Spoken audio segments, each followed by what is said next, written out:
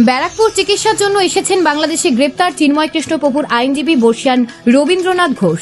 এগিয়ে আসছে তার বাংলাদেশে ফেরার পালা। এদিন তাকে কলকাতার স্কন মন্দিরে নিয়ে যেতে আসেন কলকাতার স্কনের ভাইস প্রেসিডেন্ট রাধারমন দাস। এদিন রবীন্দ্রনাথ বাবু জানান তিনি আগামী 2রা তারিখ চিন্ময় কৃষ্ণের জন্য আইনি লড়াই লড়তে বাংলাদেশে চলে যাবেন। আর এটা তিনি ঠিক করে নিয়েছেন যে চিন্ময় কৃষ্ণ প্রভুকে তিনি মুক্ত করবেন। প্রাণের ভয় না পেয়ে তিনি দেশে ফিরবেন।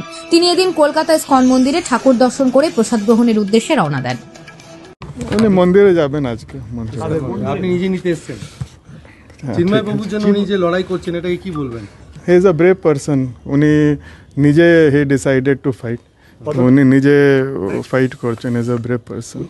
উনি অত্যন্ত ভালো মানুষ, সাহসী মানুষ। উনি প্রথম থেকে পাচ্ছি এবং সব সময় আমাদেরকে হেল্প করে। আজকে কলকাতার ইসকন মন্দিরে যাবেন, কি হবে সেখানে? কি করবেন? সেখানে খাওয়া দাওয়া মানে প্রসাদ।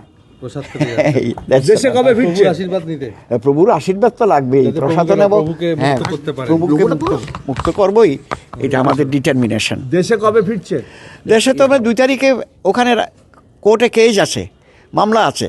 তো 2 তারিখে মামলা থাকলে আমরা এর আগে যাব। শরীরের অবস্থা? শরীর অবস্থা ভালো না, তারপরেও যাব চিন্তা করেছে। ঠিক আছে, ধন্যবাদ।